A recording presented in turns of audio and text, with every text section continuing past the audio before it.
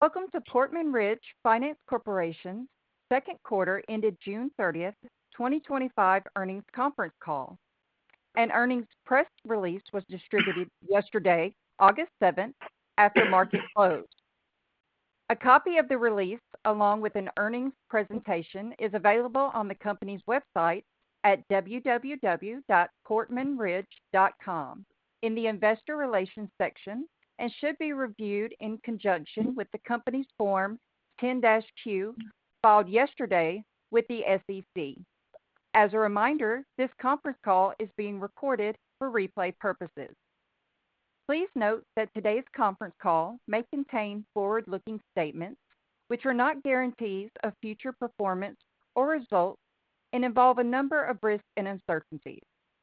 Actual results may differ materially from those in the forward-looking statements as a result of a number of factors, including those described in the company's filings with the SEC. Portman Ridge Finance Corporation assumes no obligation to update any such forward-looking statements unless required by law. Speaking on today's call will be Ted Goldthorpe, Chief Executive Officer, President, and Director of Portman Ridge Finance Corporation, Brandon Satoren, Chief Financial Officer, and Patrick Schaefer, Chief Investment Officer. With that, I would now like to turn the call over to Ted Goldthorpe, Chief Executive Officer of Portman Ridge. Please go ahead, Ted. Good morning, and welcome to our second quarter 2025 earnings call. I'm joined today by our Chief Financial Officer, Brandon Satoren, and our Chief Investment Officer, Patrick Schaefer.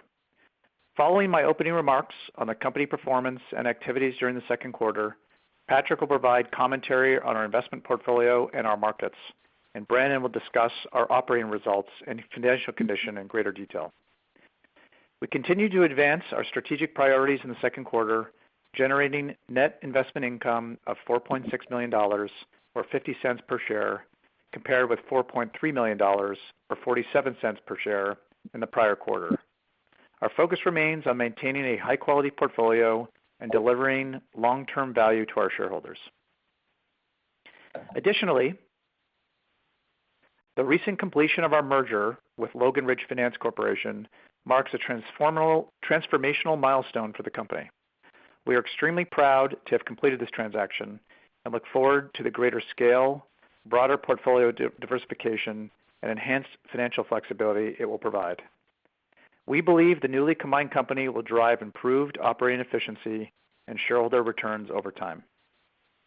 Logan Ridge also delivered strong results for the second quarter, generating net investment income of $1.2 million, or 47 cents per share, up from $0.9 million, or 35 cents per share, in the first quarter of 2025. The increase was driven by net deployment activity of $3.8 million during the quarter and continued credit strength, with no new investments on non-accrual at quarter end. To better reflect this next chapter and the strength of our advisor, we will also be changing our corporate name to BCP Investment Corporation with the NASDAQ, ticker BCIC, in the following weeks. The new name highlights our affiliation with BC Partners, a global alternative investment platform with deep credit expertise, and reinforces our commitment to building an industry-leading business development company. For the second quarter of 2025, the Board of Directors approved a base distribution of 47 cents per share, as well as a supplemental cash distribution of 2 cents per share. Of note, earlier this year, we modified our dividend policy and introduced a stable base distribution of 47 cents per share, which is anticipated to be sustainable across market cycles. Looking forward, we are excited about the opportunities ahead for the combined company. We will seek to leverage the company's enhanced scale, further diversified portfolio, cost savings due to overall operating expenses, and improved stock trading liquidity to deliver compelling, risk-adjusted returns and drive long-term value for our shareholders. We remain confident in our strategy and experienced management team as we enter the back half of this year. With that being said, I will turn the call over to Patrick Schaefer, our Chief Investment Officer, for a review of our investment activity. Thanks, Ted. Activity in our core markets was partially constrained for the quarter due to the initial tariff announcements and subsequent revisions to the various levels. Having said that, deal volume did pick up meaningfully towards the end of the quarter, and thus far during Q3, our pipeline and repayment activity has been fairly active. For the first time in a while, there appears to be a healthy mix of new LBO sale processes as well as refinancing, and the syndicated markets appear to be open for the very large end of the middle market. While this last dynamic has limited direct impact on our franchise, it does point to overall healthy capital markets that should lay the groundwork for increased deal activity in the second half of the year. Turning now to slide 6 of our presentation and sensitivity of our earnings to interest rates. As of June 30th, 2025, approximately 86.9% of our debt securities portfolio was based on a floating rate with a spread pegged to an interest rate index such as SOFR or prime rate, with substantially all of these being linked to SOFR. As you can see from the chart, SOFR rates have slightly declined over the last few quarters, impacting current quarter net investment income. Skipping down to slide 11, originations for the second quarter were $10.9 million, and repayment and sales were $17.0 million, resulting in net repayment and sales of approximately $6.1 million. Overall yield on par value of the new investments during the quarter was 11.5%, slightly above the yield of the overall portfolio at 10.7% on par value. Our investment portfolio at year-end remained highly diversified. We ended the second quarter with a debt investment portfolio, when excluding our investments in CLO funds, equities, and joint ventures, spread across 69 different portfolio companies and 25 different industries, with an average par balance of $2.6 million. Turning to slide 12, in aggregate, we had 6 investments on non-accrual status at the end of the second quarter 2025, representing 2.1% and 4.8% of the company's investment portfolio at fair value and cost, respectively. It is worth noting that for a subset of the non-accrual population, the company started during Q2 to recognize interest income on a cash basis, i.e., only when cash payments are received. This compares to 6 investments on non-accrual status as of March 31st, 2025, representing 2.6% and 4.7% of the company's investment portfolio at fair value and cost, respectively.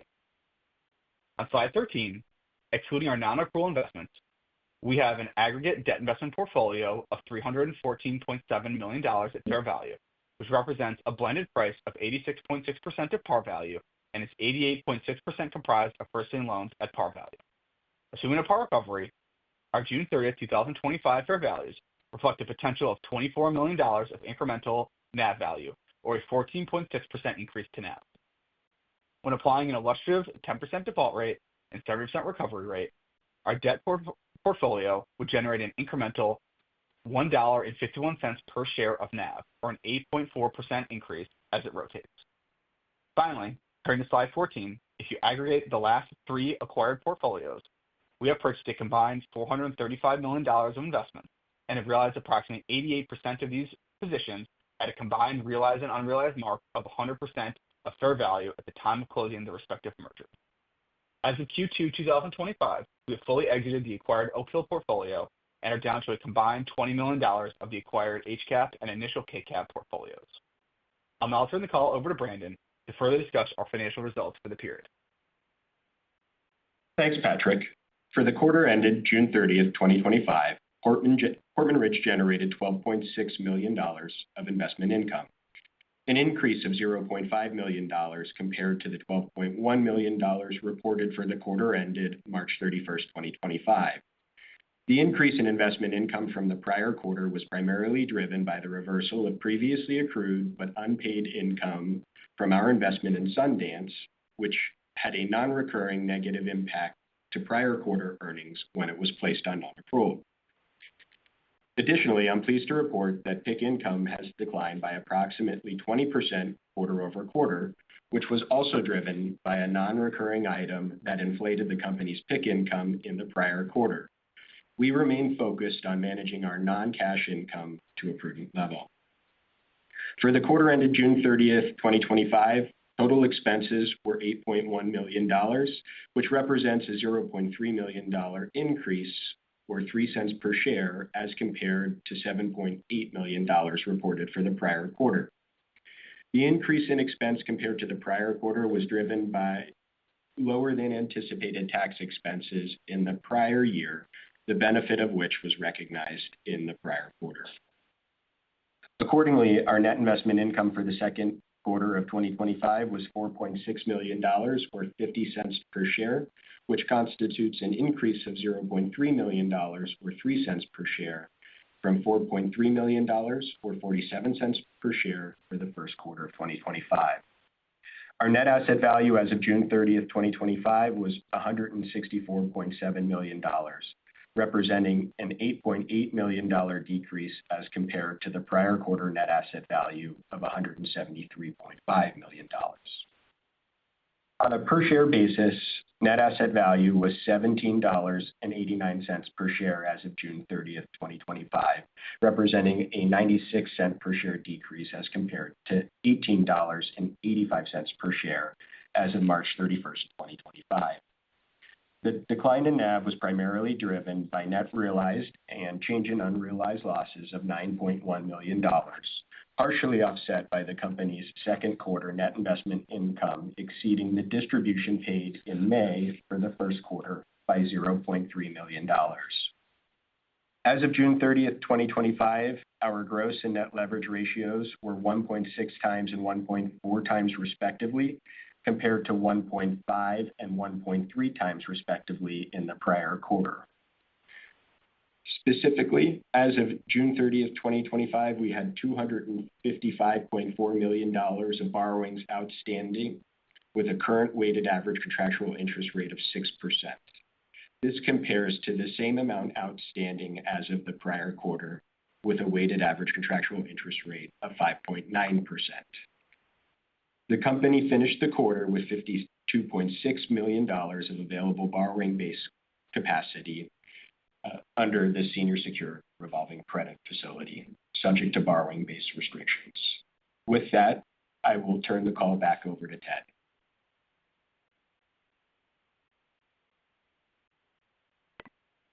Thank you. Ahead of questions, I'd like to reemphasize how excited we are for the opportunities the newly combined company will create and our rebranding to BCP Investment Corporation. Additionally, with a robust pipeline, prudent investment strategy, and increased scale, we believe we are well positioned to take advantage of the current market environment and will be able to deliver strong returns to our shareholders through the second half of 2025. Thank you again to all our shareholders for your ongoing support. This concludes our prepared remarks, and I'll turn the call over for any questions. At this time, if you would like to ask a question, press star, then the number 1 on your telephone keypad. To withdraw your question, simply press star 1 again. We will pause for just a moment to compile the Q&A roster. Your first question comes from the line of Christopher Nolan with Ladenburg. Please go ahead. Hey, guys. Brandon, were there any non-recurring items in the quarter?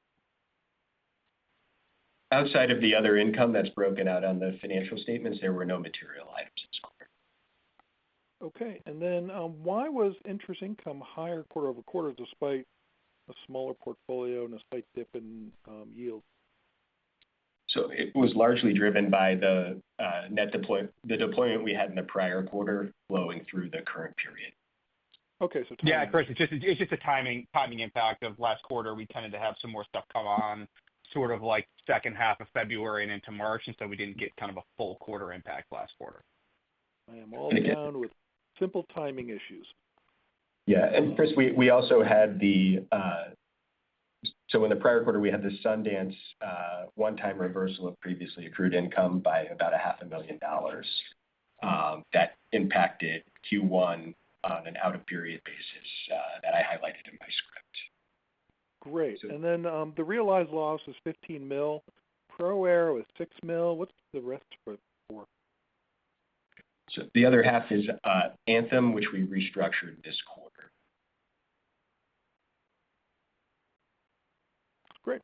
And I guess final, is there a hard date when the trading symbol is going to switch over and the name change is going to take effect?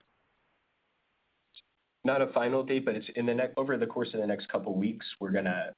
We should have that complete, Candidly, Chris, the biggest delay is just building out the new website and whatnot under the new branding. But we should have that wrapped up here in the next couple of weeks, and then we will definitely announce the ticker change and the new website, et cetera, at that time. We also didn't want to do it in the middle of earnings because it does have some administrative implications when your name as of 6/30 was Portman Ridge and you're filing today under a different name.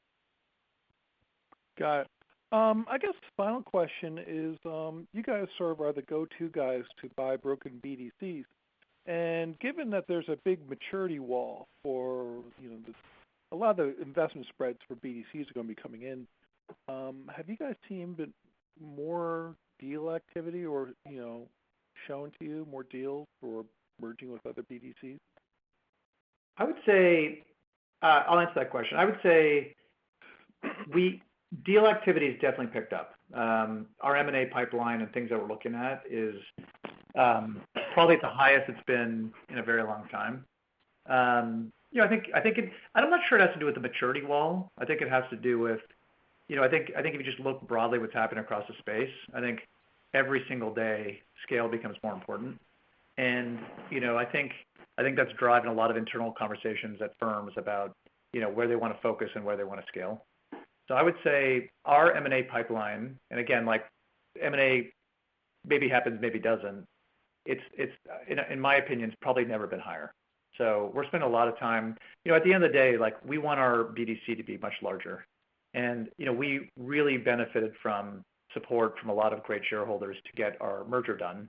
And as we've told people, like, the hope would be that's the first or a step towards other steps to get to bigger scale. And so our pipeline is not just full of traditional BDCs, it's also full of closed-end funds, private, non-traded BDCs and other type entities. So like, I would say there's just there's been a lot of winners and there's been a few winners and a couple people who have a hard time scaling, and those people are beginning to explore partnering with a bigger platform to help grow. So sorry, that was a very long answer. Yeah, no problem at all. I mean, it's all good stuff. I imagine the next steps will be renegotiating the bank revolver, and you sort of, edging towards at some point try to get an investment grade rating for the notes. I mean, is that if you look at financing costs across the space, like the larger platforms, and I'm not just describing BDC, but if you're associated with a larger platform, there's a material difference in financing costs. And, we're in the cost of capital business, and that all drops to the bottom line. So, and obviously in an environment where, spreads are coming down, and there's some headwinds on earnings, refinancing your debt at cheap rates, and the market right now is wide open, is very important to driving earnings. Yeah. Okay. That's it for me. Thanks. Thanks, Chris. Your next question comes from the line of Eric Zwick with Lucid Capital Markets. Please go ahead. Good morning, everyone. In your prepared remarks, you sounded, hey, good morning.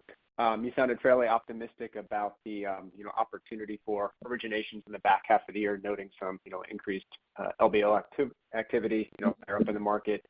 Just as you look at the pipeline today, I'm curious, how it kind of breaks down in terms of maybe new and add-on opportunities and how spreads are today versus maybe, a quarter ago, beginning of the year.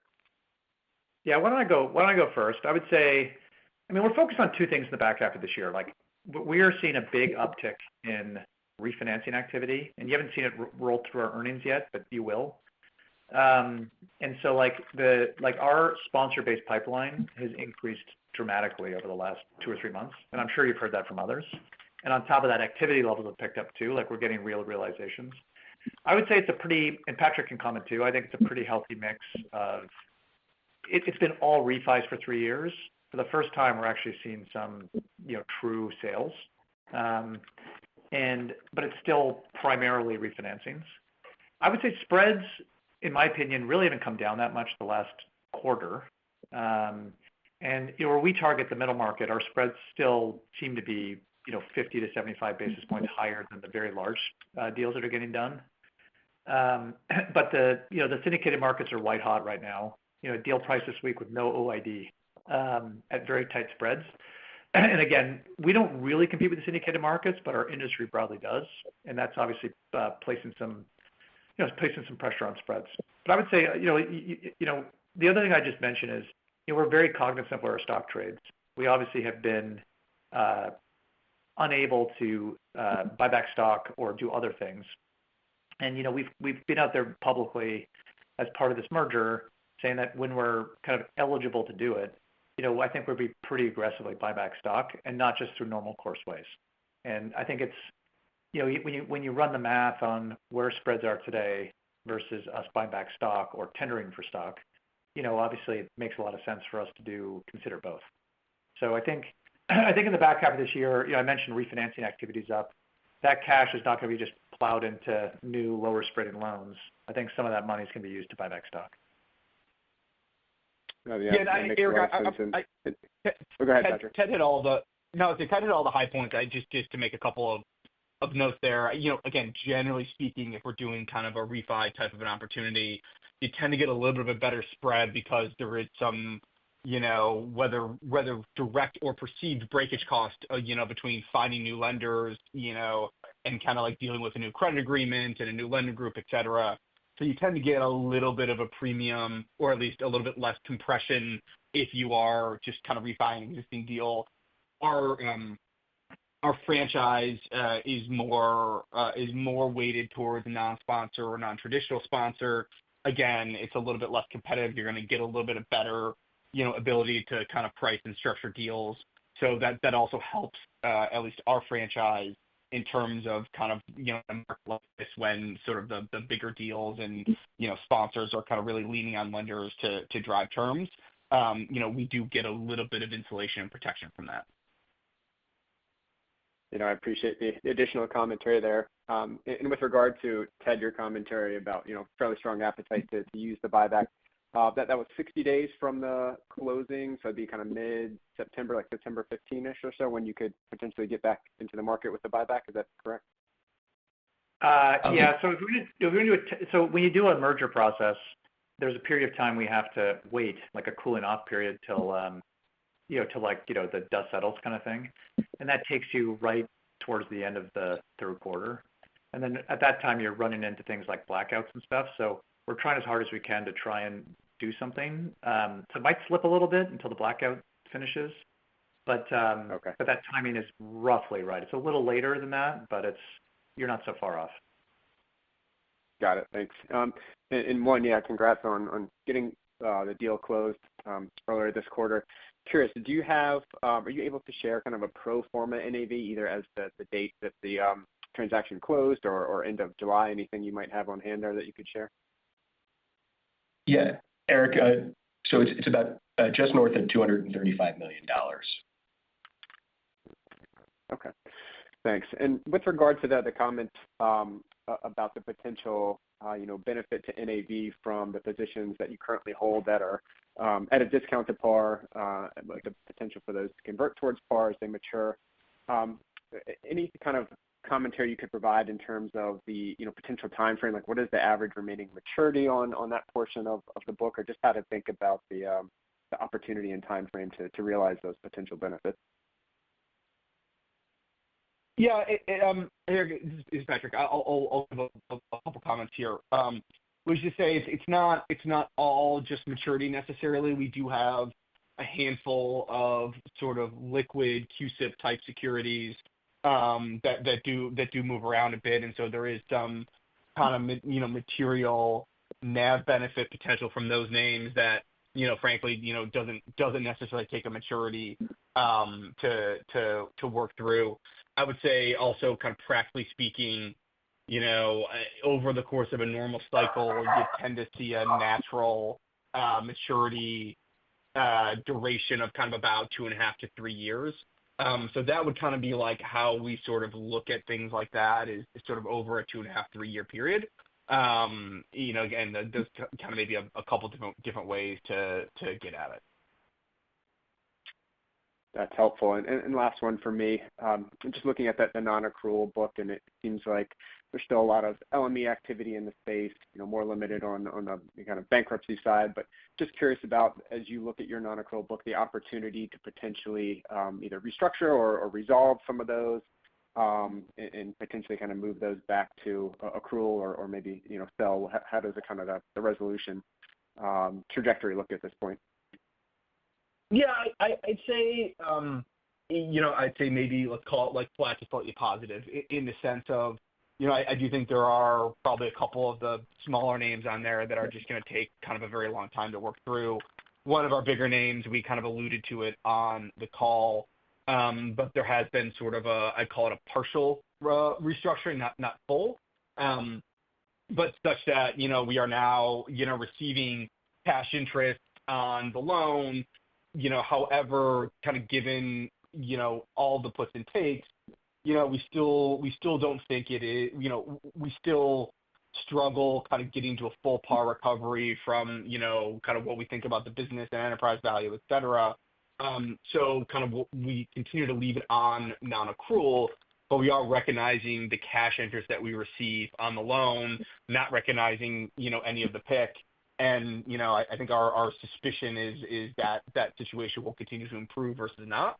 And I'd say, the rest of them are, relatively flat to, I'd say, kind of increasing. There's another large position that we've been working with the company on monetizing some non-core assets to generate some kind of pay downs there, which again, doesn't necessarily translate into, turning that back on non-accrual, but getting the money back and then redeploying it somewhere else, has the exact same positive benefit. Thanks for taking my questions today. Your next question comes from the line of Stephen Martin with Slater Capital. Please go ahead. Morning, guys. Morning, Steve. Most of my questions have been asked and answered. When you look at the pro forma combined portfolio, recognizing that, we sort of knew what was in each, what's the most dramatic change going to be? Is it just the Logan equity that Portman doesn't have a lot of equity and it'll end up getting diluted? What is the nature of the difference in the portfolio going to look like? Yeah, good question, Steve. I would say, very good question. Good question. I'll give you like a slightly bad answer in the sense of, the reason why this made a lot of sense is the portfolios are, pretty similar, and we have done a very good job of exiting a number of equity positions in Logan Ridge over the last 12 months.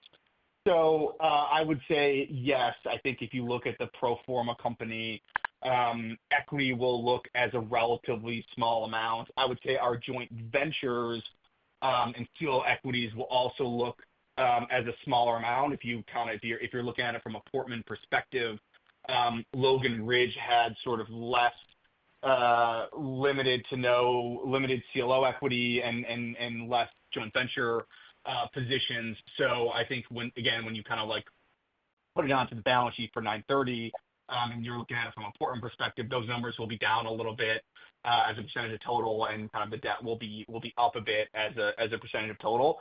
I don't think it's dramatic, candidly, but I would say again, if you kind of from a Portman perspective, I think the mix of pure debt will likely go up a little bit, or said differently, the CLO equity will go down, joint venture will go down a little bit. I think the equity will go up a bit, but somewhat negligible. So it'll really be a relatively consistent, SOI. Gotcha. Yeah, Steve, I would just add, as of 6:30, the weighted average yield was 10.7% at Portman. For Logan, it was 10.6. On a combined basis, it's 10.7. But there's pretty material operating expense efficiencies that you guys will all benefit from going forward, as well as, of course, the fee waivers, et cetera, that we put in place that'll drive P&L going forward. And then over the longer term, we would look to rotate out of the equity book and all of the non-yielding names that Logan Ridge has and redeploy those proceeds into interest-earning assets originated by.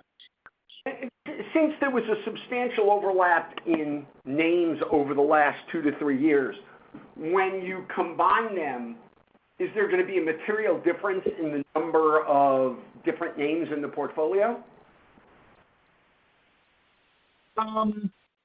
Again, we can talk about materiality. Probably not. I mean, again, if you're looking at it from a Portman perspective, there's 94, 96 unique borrowers that will maybe go up by 10 to 15 names. So that obviously we are adding diversification. I wouldn't say it is substantial. And I would also say the names are pretty similar, but depending on, the timing of when we did the individual names, one name might be a slightly higher percentage of Logan versus Portman. That will kind of like normalize out when you add the two things together. Candidly, I think the biggest piece from our perspective that will move around when you put the two things together is we'll have a lot more flexibility around where we sort of put the names and the exposures between our different credit facilities and where we can kind of get, better borrowing capacity. Again, all of our different two different credit facilities have different industry concentrations, leverage concentrations, kind of things, all like that. So, the ability for us now under one combined roof to be able to sort of, I'll call it, move around the asset positions within the credit facilities, at least from our perspective, is where, we'll be able to sort of, unlock a lot of value, from the SOI being put together. Got it. One last one. Recognizing that you had exited a number of the larger equity positions, any change that you can talk about on what was left of the Logan Ridge equity? No, not a huge change. There's still a couple small things that we're working on, getting, exiting, and moving around. I would say there's probably one or two of the larger ones that are still sort of, trying to work through their own processes. We don't have a lot of control in those instances, so we obviously kind of like push and prod, where we can. But I would say, I would not say that there is anything, logical on the horizon. But having said that, like for sure, the macro environment and where kind of LBO environment we think is trending over the next, 6 months. I wouldn't be surprised if we, see a bunch of things that we're not expecting, smaller positions, but volume wise, see more things that we're not expecting actually get monetized and realized. Okay. Thanks a lot, guys. Thanks, Steve. That concludes our question and answer session. I will now turn the call back over to Ted Goldthorpe for closing remarks. Thank you all for attending the call. As always, please reach out to us with any questions, which we're happy to discuss. We look forward to speaking to you again in November when we announce third quarter 2025 results, and I wish everybody a great end to their summer. Thank you so much. Ladies and gentlemen, this concludes today's call. Thank you all for joining. You may now disconnect.